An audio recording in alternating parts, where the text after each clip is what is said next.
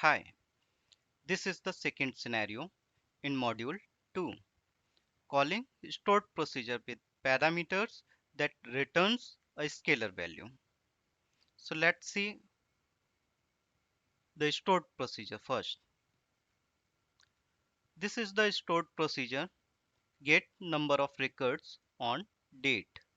It is taking a parameter of date time and it returns the count of the records from the table on that particular date. So if we execute this stored procedure,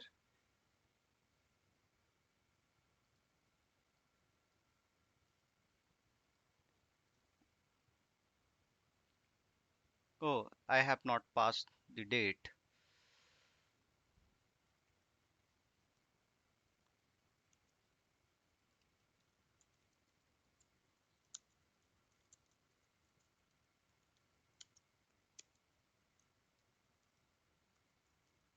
So let's pass this date and execute it.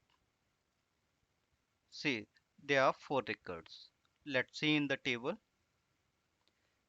We have 4 records on this date. So let's execute this stored procedure from package. So for package, I have already created this package. We have this execute SQL task, and to show the results, we have the script task. As we have to pass a parameter and it will return a result set. So to hold the result set, I have created a variable record counts which is of integer type. We will use this variable to configure execute SQL task to get the results. This is of type int because our stored procedure is returning a scalar value which is of type integer.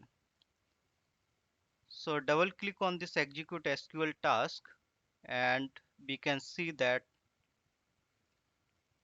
we have configured it using the ADO.NET connection type and the connection manager name destination ADO.NET. SQL source type is again the direct input. SQL statement is execute stored procedure name and the parameter name. So for ADO.NET connection manager, we have to reference the parameters using the parameter name.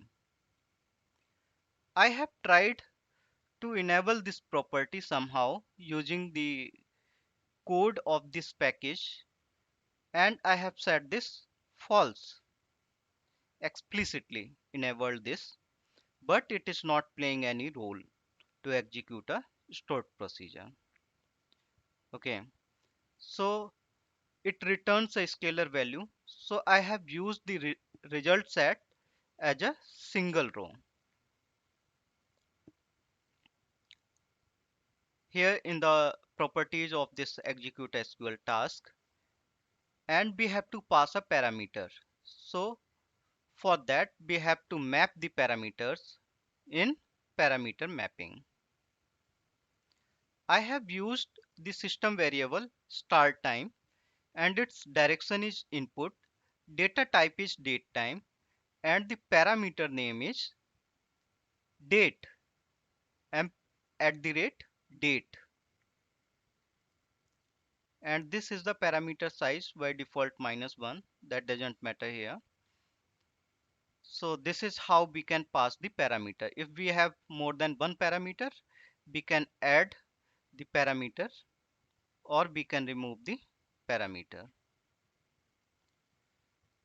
For result set, we have to take the result set into a variable. So we have this user variable already created and we have used this at the ordinal position of 0 because there is only one result. We are not using any expression. So this is all about the configuration of execute SQL task to execute a stored procedure with parameter that returns a scalar value. Okay. To pass the parameter, we have to use the parameter mapping tab or page. To get the results, we have to use the result set and provide the variable name to hold the results. And I have used the script task to display the results in a message box.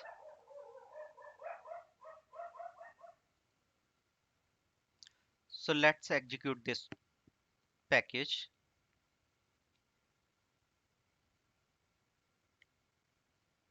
Yes, you can see the execute SQL task was completed and the show results script task is showing the result in the message box.